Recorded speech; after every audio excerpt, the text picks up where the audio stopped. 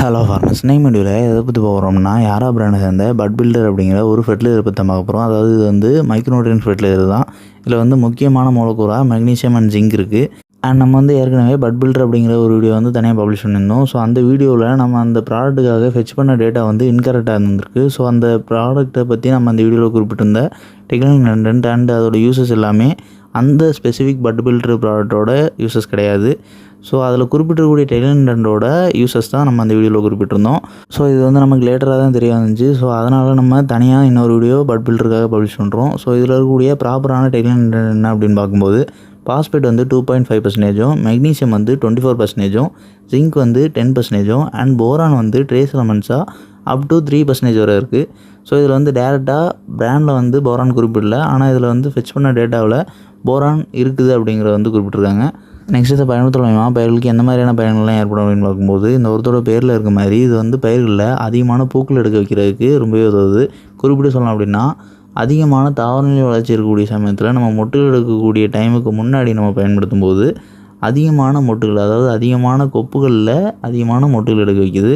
So நார்மலாக ஒரு பயிர்களில் வரக்கூடிய மொட்டுகளை காட்டிலும் இதை பயன்படுத்தும் போது அதிகமான அளவில் மொட்டுகள் எடுக்க வைக்குது.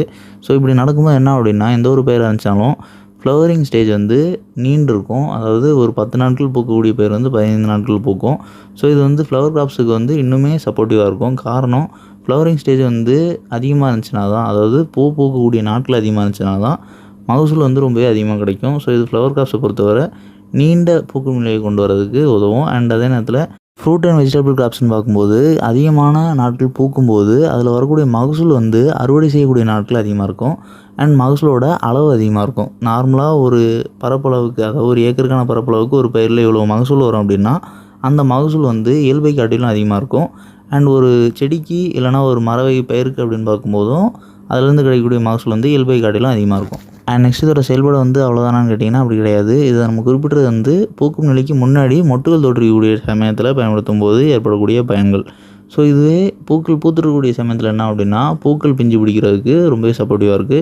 ஸோ இது நடக்கும்போது மகசூலை வந்து அதிகரிக்கிறதுக்கான செயல்பாடை இது நேரடியாக செய்யுது. அண்ட் நெக்ஸ்ட் இதில் வந்து அதிக அளவு மெக்னீசியம் மற்றும் சிங்க் இருக்கிறதுனால இந்த நுண்சத்து குறைபாடுகள் ஏற்படக்கூடிய பயிர்களுக்கு இந்த நுண்சத்து குறைபாடை சரி செய்கிறதுக்கு நம்மளால் சுலபமாக முடியும். ஸோ இதோட சிம்டம்ஸ்னு பார்க்கும்போது மெக்னீசியம் நுண்சத்து குறைபாடு ஏற்பட்டிருந்தது அப்படின்னா அந்த பயிர்களில் முதிர்ச்சியடைந்த இலைகள் முழுவதுமாக முதிர்ச்சியடைந்து முற்றி உதிர்வு ஏற்படுறதுக்கு முன்னாடியே அந்த இலைகளில் நரம்புகளுக்கு இடையே இருக்கக்கூடிய பச்சை இலை வந்து மஞ்சளாகும். அதாவது அந்த இலையோட வயது முதிர்ந்து அது உதிர்வு ஏற்படுறதுக்கு முன்னாடி முதிர்ச்சி அடைந்த பழைய இலைகள், அதாவது நீண்ட நாட்கள் ஆல்ரெடி செடியில் இருக்கக்கூடிய இலைகள் உதிர்வு ஏற்படுறதுக்கு முன்னாடி, அதாவது இயற்கையாக அந்த இலை வந்து முற்றி உதிர்றதுக்கு முன்னாடி அந்த இலைகளில் நரம்புகள் பச்சையாக இருக்கும். அண்ட் அதற்கு இடைப்பட்ட இலை வந்து மஞ்சள் நிறமாக ஆரம்பிக்கும். ஸோ இதை வச்சு நம்ம மெக்னீசியம் சத்து குறைபாடு ஏற்பட்டிருக்கு அப்படிங்கிறத வந்து உறுதி செஞ்சுக்கலாம். இதுவே சிங்க் சத்து குறைபாடு ஏற்பட்டிருக்கு அப்படிங்கிறத வந்து நம்ம எப்படி உறுதி செஞ்சுக்கலாம் அப்படின்னா இளம் இலைகள், புதிதாக வளரக்கூடிய கொப்புகளுக்கு மேலே இருக்கக்கூடிய நுனி இலைகள் வந்து முழு பச்சை நிறத்தில் வராமல் அதில் இருக்கக்கூடிய அந்த இளம் இலையில் இருக்கக்கூடிய நரம்புகள் பச்சையாக இருக்கும். அண்ட் அதற்கு இடைப்பட்டு இருக்கக்கூடிய அந்த பச்சை இலையாக இருக்கக்கூடியது வந்து மஞ்சள் நிறமாயிட்டிருக்கும்.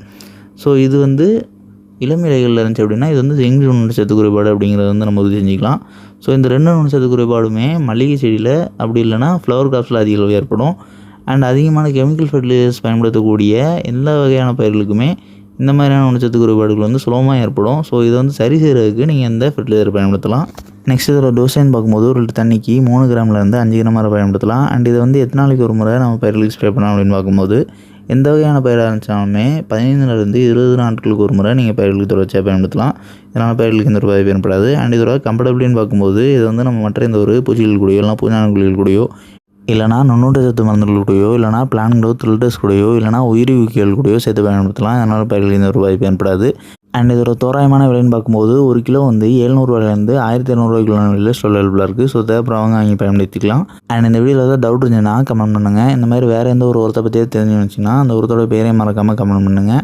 அண்ட் நம்ம ஏற்கனவே வீடியோ ஸ்டார்டிங்கில் குறிப்பிட்டது போல் இந்த வீடியோவில் நம்ம குறிப்பிடக்கூடிய டெக்னிக்கல் அண்ட் இதோட யூசஸ் தான் இந்த பட் பில்டர் அப்படிங்கிற ப்ராடக்டோட யூசஸ்.